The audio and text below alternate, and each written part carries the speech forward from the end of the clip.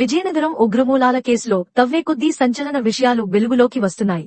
సిరాజ్ అనే వ్యక్తికి ఒక అజ్ఞాత వ్యక్తి ప్రోత్సాహం అందించాడని పోలీసులు గుర్తించారు. బీజేపీ ఎమ్మెల్యే రాజాసింగ్ వీడియోపై సిరాజ్ చేసిన వ్యాఖ్యలను ఆ వ్యక్తి మెచ్చుకున్నాడు.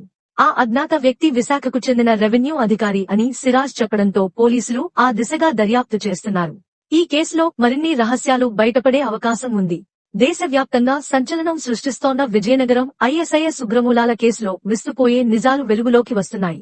నిందితుడు సిరాజ్, సమీర్లను పోలీసులు 2 రోజులుగా విచారిస్తున్నారు.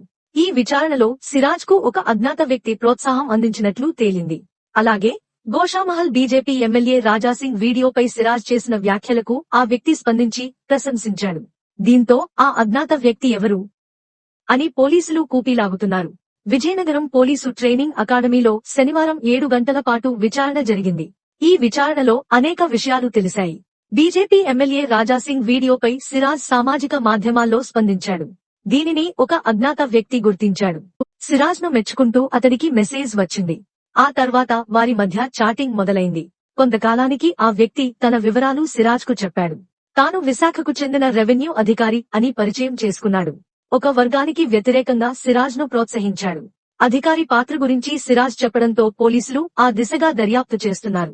ఆ అధికారి సిరాజ్ ను ఎందుకు ప్రోత్సహించాడు, అతడి ఉద్దేశం ఏమిటి అనే విషయాలపై పోలీసులు దృష్టి సారించారు.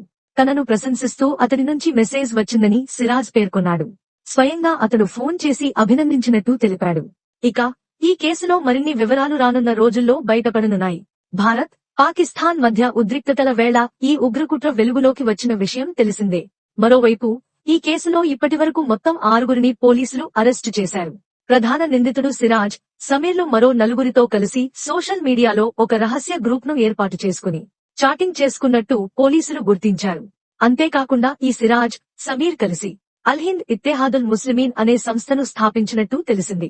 ఈ 6గురు యువకులు మహారాష్ట్ర, కర్ణాటక రాష్ట్రాలకు చెందిన యువకులుగా పోలీసులు తేల్చారు. రిమాండ్ రిపోర్ట్లో ఈ విషయాలను పోలీసులు పేర్కొన్నారు. 6గురు 3 రోజుల పాటు హైదరాబాద్ లో రహస్యంగా సమావేశమైనట్లు పోలీసుల దర్యాప్తులో తేలింది. సౌదీ అరేబియా నుంచి ఐసిస్ హ్యాండ్లర్లు ఇచ్చే ఆదేశాలను ఎలా అమలు చేయాలి అనే దానిపై ఈ ముఠా చర్చలు జరిపినట్లు పోలీసులు పేర్కొన్నారు. సమీర్, సిరాజ్ లో ఆన్లైన్లో పేలుడు పదార్థాలను ఆర్డర్ చేశారని పోలీసులు గుర్తించారు.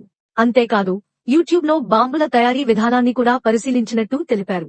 సౌదీ నుంచి బాంబులు తయారు చేయాలని సిరాజ్, సమీర్లకు, వాటిని ఎక్కడ పెట్టాలి అనేది గుర్తించాలని మిగతా 4గురికి సూచించారు.